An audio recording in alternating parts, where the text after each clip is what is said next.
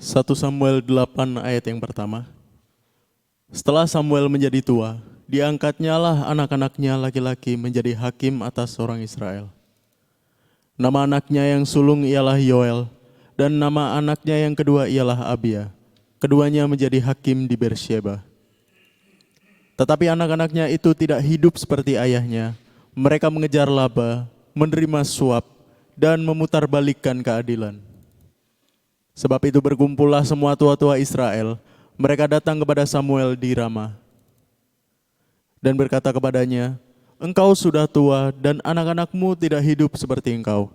Maka angkatlah sekarang seorang raja atas kami untuk memerintah kami, seperti pada segala bangsa-bangsa lain." Waktu mereka berkata, "Berikanlah kepada kami seorang raja untuk memerintah kepada kami," perkataan itu mengesalkan Samuel. Maka berdoalah Samuel kepada Tuhan. Tuhan berfirman kepada Samuel, "Dengarkanlah perkataan bangsa itu dalam segala hal yang dikatakan mereka kepadamu. Sebab bukan engkau yang mereka tolak, tetapi akulah yang mereka tolak, supaya jangan aku menjadi raja atas mereka. Tepat seperti yang dilakukan mereka kepadaku sejak hari aku menuntun mereka keluar dari Mesir sampai hari ini, yakni meninggalkan daku dan beribadah kepada Allah lain. Demikianlah juga dilakukan mereka kepadamu. Oleh sebab itu dengarkanlah permintaan mereka. Hanya peringatkanlah mereka dengan sungguh-sungguh dan beritahukanlah kepada mereka apa yang menjadi hak raja yang akan memerintah mereka." Dan Samuel menyampaikan segala firman Tuhan kepada bangsa itu yang meminta seorang raja kepadanya. Katanya, "Inilah menjadi hak raja yang akan memerintah kamu itu. Anak-anakmu laki-laki akan diambilnya dan dipekerjakannya pada keretanya dan pada kudanya, dan mereka akan berlari di depan keretanya. Ia akan menjadikan mereka kepala pasukan 1.000 dan kepala pasukan 50. Mereka akan membajak ladangnya dan mengerjakan penuaian baginya. Senjata-senjatanya dan perkakas keretanya akan dibuat mereka. Anak-anakmu perempuan akan diambilnya sebagai juru campur rempah-rempah, juru masak dan juru makanan. Selanjutnya dari ladangmu, kebun anggurmu dan kebun zaitunmu akan diambilnya yang paling baik dan akan diberikannya kepada pegawai-pegawainya. Dari gandummu dan hasil kebun anggurmu akan diambilnya 1/10 dan akan diberikannya kepada pegawai-pegawai istananya dan kepada pegawai-pegawainya yang lain. Budak-budakmu laki-laki dan budak-budakmu perempuan, ternakmu yang terbaik dan keledai-keledaimu akan diambilnya dan dipakainya untuk pekerjaannya. Dari kambing dombamu akan diambilnya 1/10 dan kamu sendiri akan menjadi budaknya. Pada waktu itu kamu akan berteriak karena rajamu yang kamu pilih itu, tetapi Tuhan tidak akan menjawab kamu pada waktu itu." Tetapi bangsa itu menolak mendengarkan perkataan Samuel dan mereka berkata, "Tidak, harus ada raja atas kami. Maka kami pun akan sama seperti segala bangsa-bangsa lain. Raja kami akan menghakimi kami dan memimpin kami dalam perang." Samuel mendengar segala perkataan bangsa itu dan menyampaikannya kepada Tuhan. Tuhan berfirman kepada Samuel, "Dengarkanlah permintaan mereka dan angkatlah seorang raja bagi mereka." Kemudian berkatalah Samuel pada orang-orang Israel itu, "Pergilah masing-masing ke kotanya." Oke, shalom semuanya. God bless ya. Nah, kita memasuki masa belajar sesi selanjutnya. Di mana episode yang lalu kita belajar tentang sesinya Musa, ya, keluar dari Mesir, bangsa Israel. Semua yang ditulis Alkitab itu lambang perjalanan kita, saudaraku. Ya, itu lambang. Jadi keluar dari Mesir, keluar dari dosa, Tuhan berikan kepemimpinan, ya pemimpin seperti Musa. Lalu melewati segala sesuatu di mana tekanan, ya bahaya, kesusahan, khawatir, kekurangan, semua ada di sana. Tuhan ajar untuk berharap sama Tuhan, Tuhan ajar beriman sama Tuhan. Tuhan pertemukan mujizat demi mujizat. Saudaraku, mujizat terbanyak dialami oleh hidup orang percaya itu di padang gurun. ketika kita baru mengikut Tuhan, itu yang paling banyak kita temui. Tiang awan, tiang api setiap hari. Mana dari surga setiap hari. Ya, air keluar dari batu setiap hari. Sepatu enggak rusak, baju enggak robek. Singa, ular, terdung, kalajengking enggak mempan. Lalu bagaimana Tuhan menyertai, membuat takut bangsa-bangsa yang lain dan sebagainya. Tapi hidup belajar percaya kepada Tuhan. Lalu mulai dibawa jenjang selanjutnya, diberikan pekerjaan, merintis karir, merintis pelayanan, membangun kehidupan. Semakin lama semakin baik, menjadi lebih baik. Lalu pada suatu masa, suatu titik kita berhasil. Yaitu pada masa Yosua berperang, merampas dan menduduki tanah perjanjian. Setelah itu setiap orang menerima milik pusaka. Kita mendapatkan tanah pusaka dari Tuhan.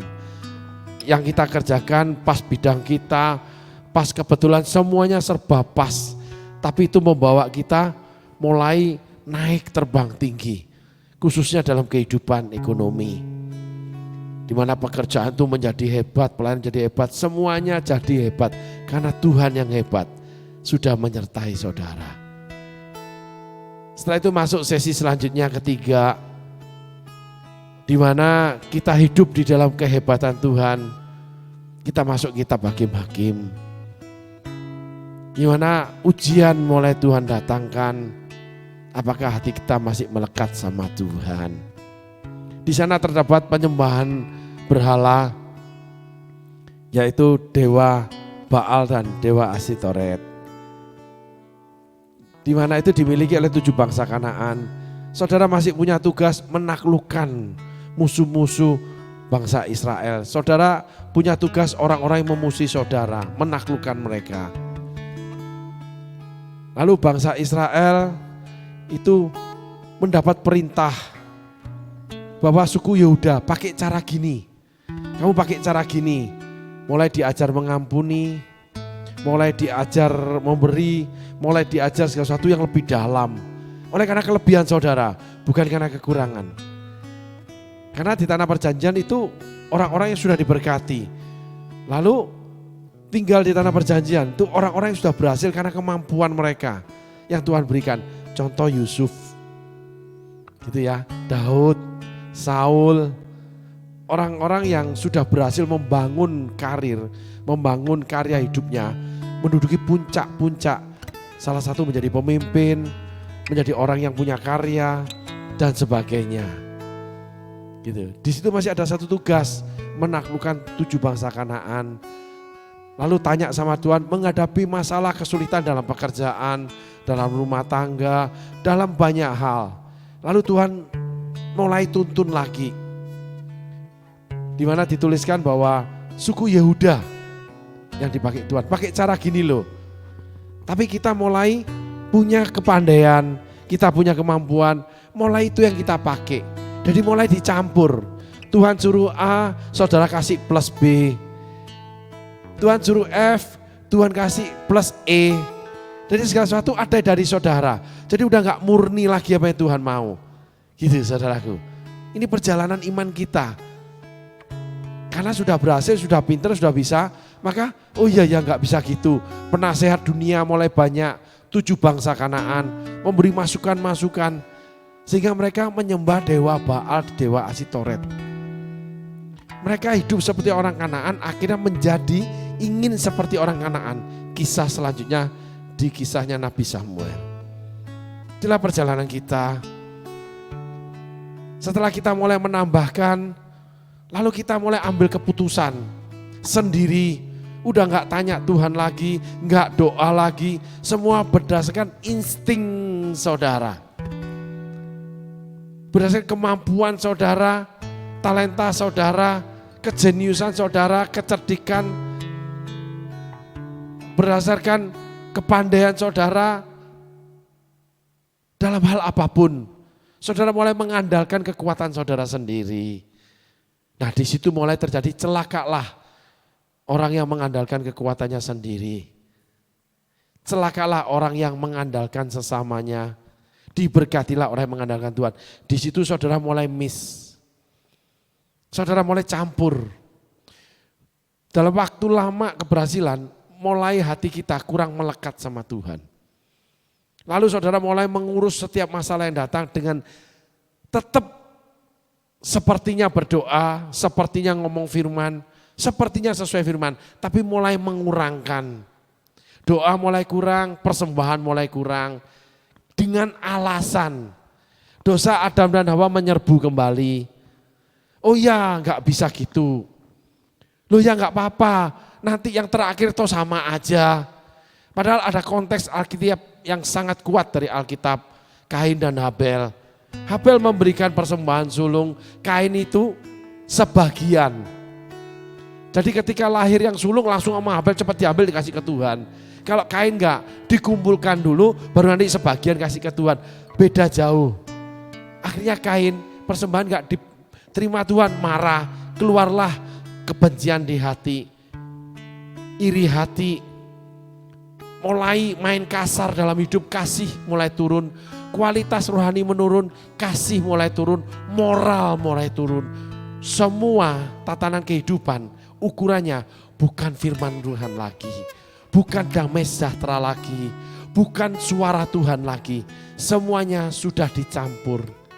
Sedikit lagi mengkamirkan seluruh adonan, mulai digenapi Tuhan.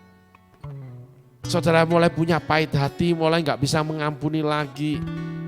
Mulai serakah, mulai kurang berbagi, apalagi ibadah. Mulai gak menghormati pastor, mulai anggap enteng pastor, mulai tanda kutip bahkan mengata-ngatai pelayanan yang membesarkan dia. Pelayanan yang membuat dia dewasa rohani, pelayanan yang membuat dia mengenal Tuhan. Mengangkut segala kesalahan, yang tidak salah pun dianggap salah. Mulai cerita ke sana kemari, menjatuhkan gereja di mana dia dibesarkan, menjatuhkan pastor yang memenangkan dia. Itu perjalanan saudara Kain dan Habel. Lalu Tuhan mulai mendatangkan hakim-hakim. Terus Tuhan ingatkan, koreksi. Tetapi tidak mau menerima koreksi. Orang Israel ketika ada hakim-hakim, dia mau ikut Tuhan. Hakim-hakim mati, enggak mau ikut Tuhan. Karena hatinya memang sudah berubah. Sederhananya begitu saudaraku. Lah pada satu titik, hati orang Israel udah tegar. Tuhan yang menilai, bukan saudara.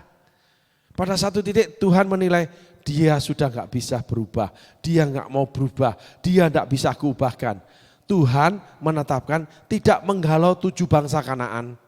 Jadi segala sesuatu yang mengganggu saudara, yang masih rusak dalam kehidupan saudara, yang belum dibenahi, belum diajar, dididik Musa dan Yosua, itu masih tinggal tetap. Suami istri yang enggak pernah berdamai, anak-anak yang rusak, yang susah, seperti Imam Eli, seperti Nabi Samuel.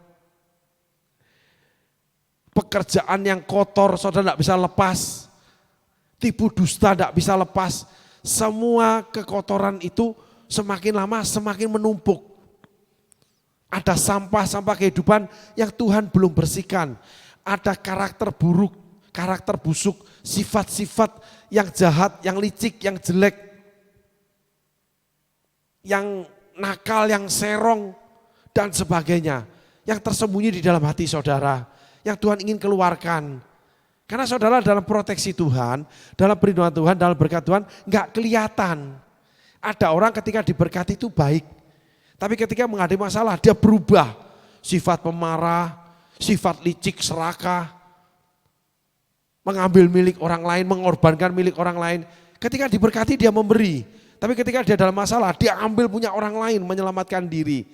Itulah Abram. Sifat tersembunyi Abram, ketika orang menginginkan istrinya, dia enggak berani angkat pedang bunuh orang itu. Ketika orang mau merampas istrinya, dia enggak berani berhadapan orang itu dan angkat pedang demi kehormatan seorang suami. Malah dia pesan nanti kamu ya. Nah, yang lalunya sebelum berangkat memenuhi panggilan Tuhan.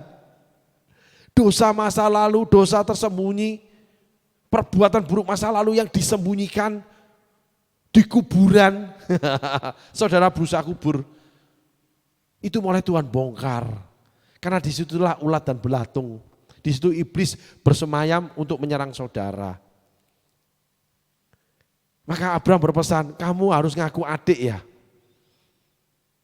Nah nanti kamu kalau diminta orang itu, karena adikku, aku selamat gak dibunuh, kalau enggak aku akan dibunuh lalu kamu diambil.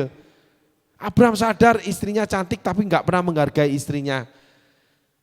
Dipakai Tuhan, punya keuangan, punya kemewahan, punya kekayaan, tapi gak pernah menghargai diri.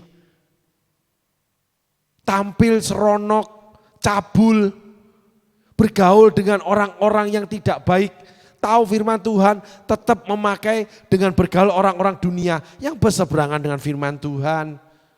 Ngapain ke gereja terus, cukup seminggu sekali, lu mesti menata hidup, lihat anak-anakmu. Semua terjadi pemutarbalikan, iblis bekerja melalui anak-anaknya, orang-orang dunia yang dikuasai oleh spirit-spirit dunia. Saudara mulai memakai, mencampurkan dalam adonan hidup saudara, di mana Tuhan sendiri yang membuat adonan itu awalnya. Toppingnya terlalu banyak, pemikirannya bukan pemikiran Kristus, terlalu banyak. Caranya akhirnya kayaknya memberi, tapi tidak terbaik seperti Habel. Contoh-contoh aja, licik seperti Abraham. Kelihatannya sih jalan memenuhi visi dan misi Tuhan, memberi ya memberi, tapi licik, uangnya diputar-putar dulu. Jadi nanti pastor yang terakhir sisa, gereja yang terakhir, ibadah itu kalau ada waktu, pelayanan apalagi, lagi sibuk gak bisa, aku mau keluar negeri, aku mesti healing, kalau enggak aku bisa gila, dan sebagainya. Banyak alasan-alasan manusiawi yang diperhadapkan dengan firman Allah. Itulah Abraham. Demi keselamatan saya, itulah Abraham. Dan terjadi 2 kali. Sehingga rumah tangga Abraham gak bisa dibenahi Tuhan. Abraham sampai mati itu gak bisa berdamai sama istrinya. Saudaraku. Karena ditulis Sarai itu sudah tidak birahi lagi. Dan Sarai mentertawakan ketika Abraham bertemu dengan utusan Tuhan, dengan janji Tuhan. Akhirnya kerohanian Abraham disepelekan, Allah pun direndahkan. Sarai nggak bisa jadi rohani. Hati-hati, anaknya Nabi Samuel tidak rohani. Nanti kita bahas pelan-pelan. Kenapa? Karena ada banyak topping duniawi yang ada di kita. Kenapa? Karena kita berubah setia. Suatu hari kita kalau diizinkan belajar, kalau enggak saudara searching, berubah setia. Akan ketemu itu. Baca salah satunya kisah Raja Hizkia. Yang memamerkan kekayaannya kepada bangsa yang lain. Di situ Allah murka. Tapi kita harus pelajari dasarnya kenapa Allah itu marah. Dari karakter-karakter licik, buruk, emosi dan sebagainya itu mulai Tuhan keluarkan. Sak wenang-wenang, sak enake dhewe, sulit tunduk, mau untung sendiri, mau senang sendiri. Semua itu akan keluar ketika saudara diberkati. Pemberontakan karena tidak tahan menderita itu terjadi di padang gurun, kebosanan dan sebagainya. Tetapi hidup dalam kemewahan, hidup dalam kelimpahan itu akan mengeluarkan sikap buruk saudara. Ada sebuah quote yang mengatakan, kalau ingin mengetahui sifat seseorang, karakter seseorang sesungguhnya, beri dia kekuasaan. Kalau ingin mengetahui karakter seseorang, sifat seseorang, hati seseorang, beri dia kekayaan.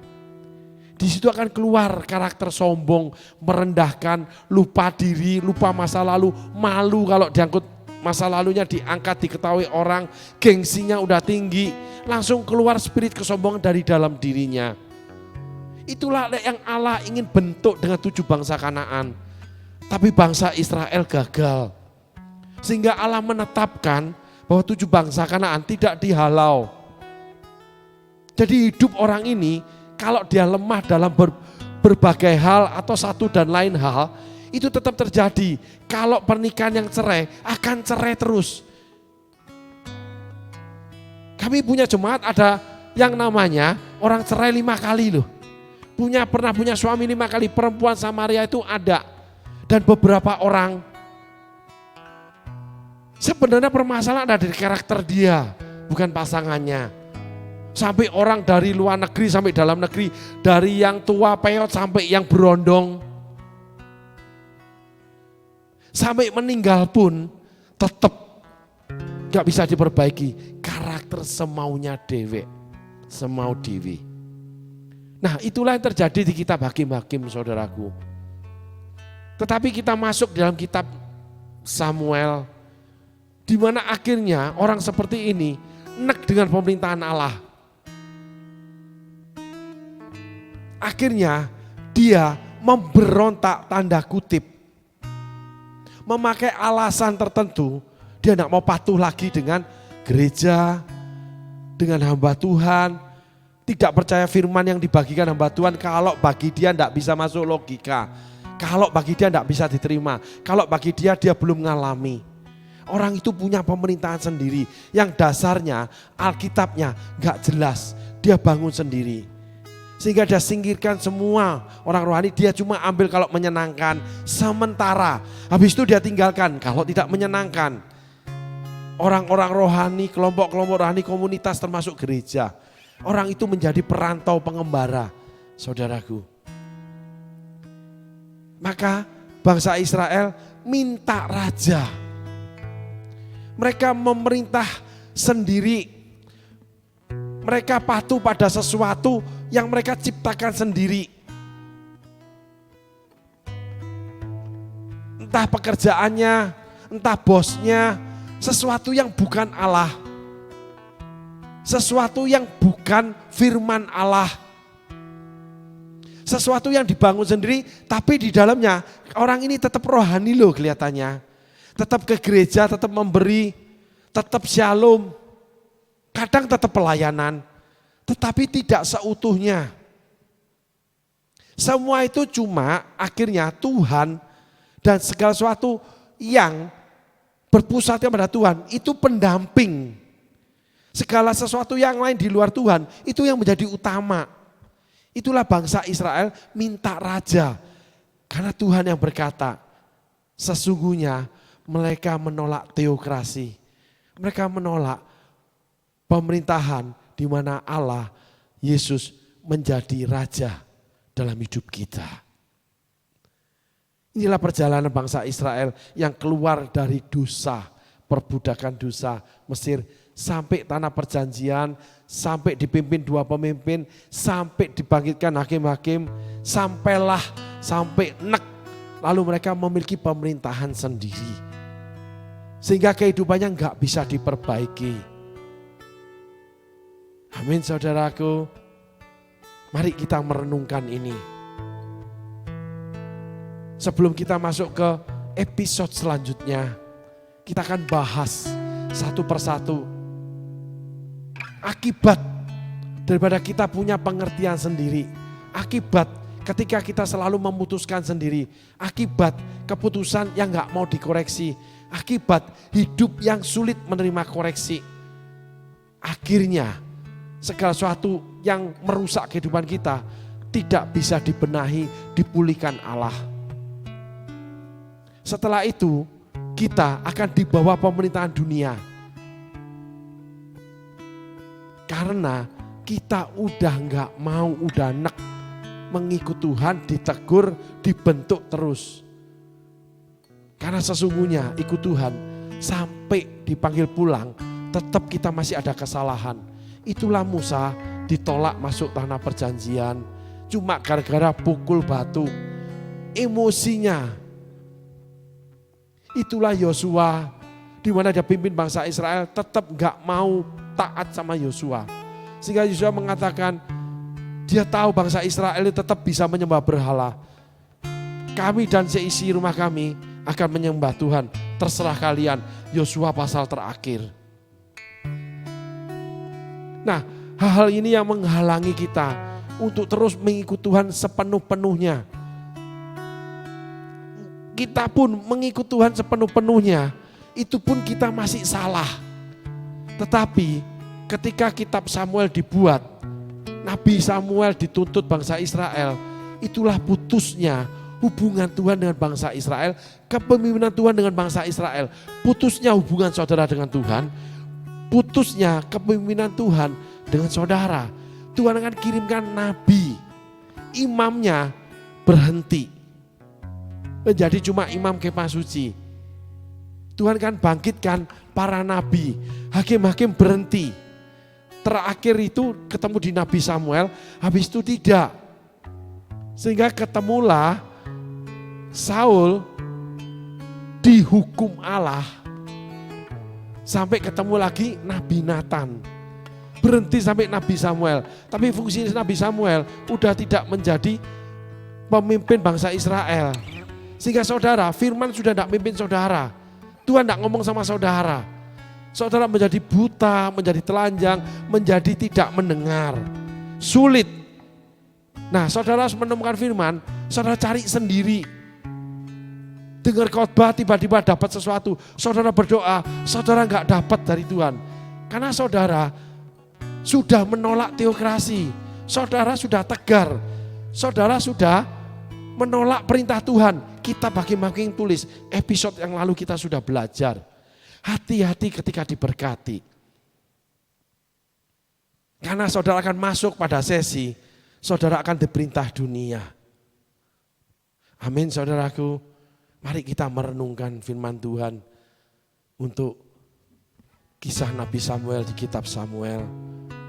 Dengan hilangnya teokrasi, oleh karena ketegaran hati kita, mengurus hidup kita sendiri, yang dimana awalnya kita mencampuri dengan cara-cara dunia, dengan pemikiran kita sendiri. Sehingga akhirnya hubungan kita terputus dengan Tuhan, dan Tuhan tidak pimpin hidup saudara. Saudara harus bergulat dengan kemampuan saudara. Walaupun akhirnya Saul itu menang terus, tidak terkalahkan. Saul 40 tahun menjadi raja tidak terkalahkan. Saudara tetap kaya sesuai nubuatan Tuhan. Saul dipilih Tuhan sendiri. Tetapi pada akhir hidupnya, sampai pada akhir hidupnya, Saul tidak bisa bertemu dengan Allah. Saul tidak bisa bertemu dengan orang yang menyuarakan suara Allah dengan murni. Saul ketemu dengan yang namanya anaknya iblis, budaknya iblis, pemanggil arwah. Ketika saudara terjadi itu, saya ingatkan, ada satu hal belajar dari Daud. Saudara cuma bilang, Tuhan aku sudah berdosa terhadap Tuhan. Dan yang saudara harus lakukan, Mazmur 51. Setiap saat, setiap hari, aku bergumul dengan kesalahanku. Lalu saudara minta mohon pengampunan, tahirkan aku dengan hisop. Di situ saudara akan dimenangkan Tuhan. Saudara akan menjalani kisah Daud. Apapun terjadi dalam hidup saudara, Tuhan beri kemenangan. Saudara salah pun Tuhan tetap hadir. Bahkan Tuhan angkat anak saudara lebih hebat dari saudara, yang namanya Yedija, namanya Salomo.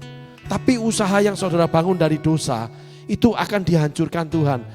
Bayi, anak di dalam perut kandungan Batseba yang pertama itu dibunuh Tuhan. Dari nubuatan Nabi Nathan, anak itu akan mati. Daud berdoa, berpuasa, bagaimana cara merayu hati Tuhan, tidak mendapatkan, tetap mati. Tapi hati Daud sudah dipenuhi kembali kepada Allah. Sehingga Daud tidak membenci Allah lagi. Daud tidak enak lagi dengan Allah. Bahkan Daud melakukan kewajiban hidupnya sehari-hari normal aja. Setelah itu Batseba hamil lagi. Maka dipilihlah anak kedua ini menjadi penerus kerajaan yang dipilih oleh Allah, yang namanya Salomo. Bahkan Allah memberikan dia hikmat, memberikan kekayaan, memberikan kekuasaan. Bahkan kekayaan dia, hikmat dia Tidak pernah ada dan tidak akan pernah ada. Anak saudara menjadi spesial kalau saudara hari ini bertobat. Kalau nanti saudara bertobat, datang kepada Tuhan seperti Daud. Berduka, menyesal, menangis. Betul-betul paham dosa saudara. Udah gak memegang lagi keinginan yang kuat, yang menegarkan hati. Membuat saudara keras hati. Sehingga saudara setiap saat diganggu oleh perkara itu. Saudara gak bisa selesaikan. Yang lain saudara bisa menang, Saul yang lain menang. Tapi satu hal, ketika masalah besar terjadi, Saul gak bisa menang. Anaknya mati semua. Dan kerajaan dia itu digantikan orang lain. Keturunannya nggak ada yang bisa duduk sebagai raja. Allah menyelesaikan panggilan Saul, stop sampai di situ. Tidak sampai anak cucu turunan. Kalau Daud akibat pertobatan, anak cucunya diberkati Tuhan. Sampai selesai Salomo, anak Daud tetap menjadi raja walaupun kerajaan dibagi dua. Israel Utara dan Israel Selatan.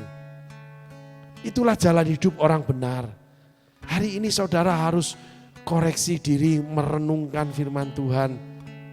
Mulai berpikir, apakah saudara seperti Saul? Apakah saudara tegar hati seperti bangsa Israel ketika diberkati? Apakah saudara menolak perintah Tuhan?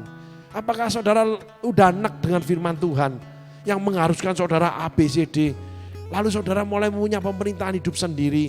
Cara saudara pakai banyak cara dunia. Hati-hati, saudara akan ketemu kisah yang pertama. Raja Saul mati dengan tragis. Anak-anak mati terbunuh dalam pertempuran. Mati bunuh diri, menjatuhkan diri ke pedang. Karena gak bisa mati. Bahkan melakukan dosa yang membuat Saul masuk ke neraka. Garis bawahi, kisah Saul itu yang paling menakutkan. Dia masuk neraka. Orang yang dipilih Tuhan, yang diberi kekuatan Tuhan, yang diteguhkan kekayaan, kekuasaannya, masuk neraka gara-gara cari Tuhan lagi. Tapi pakai caranya setan. Sehingga di banyak pelayanan, banyak gereja, banyak pekerjaan, ada salib, dipakai salib, kaki melangkah ke gereja, minggu pakai pakaian rapi, bahkan keluarga dibawa ke gereja, tapi pekerjaannya kotor, licik. Persis seperti orang dunia. Cara mengumpulkan segala kesenangan, kekayaan, kesukaan, semuanya dengan cara licik. Balik lagi ketemu Raja Ahab dengan Isabel. Dan itu banyak perkara di dalamnya, saudaraku. Mari saudaraku, kita sungguh-sungguh merenungkan firman hari ini. Sehingga ketika Roh Kudus terangi, saudaraku sadar. Karena saudaraku siap melepaskan segala kesalahan yang saudara sudah buat. Menyerah kepada Tuhan. Tuhan akan ambil kesalahan saudara. Tuhan akan bentuk saudara kembali. Bagaikan bejana siap dibentuk. Inilah hidupku di tangan-Mu. Tuhan, ini saya dalam kesalahan saya seperti Daud. Saya mau merendahkan diri, dipimpin Tuhan lagi, dibentuk Tuhan lagi. Sehingga hidup saudara dikokohkan kembali. Semua berkat saudara itu tidak membawa saudara pada neraka. Karena semuanya Tuhan yang atur, Tuhan yang campur tangan.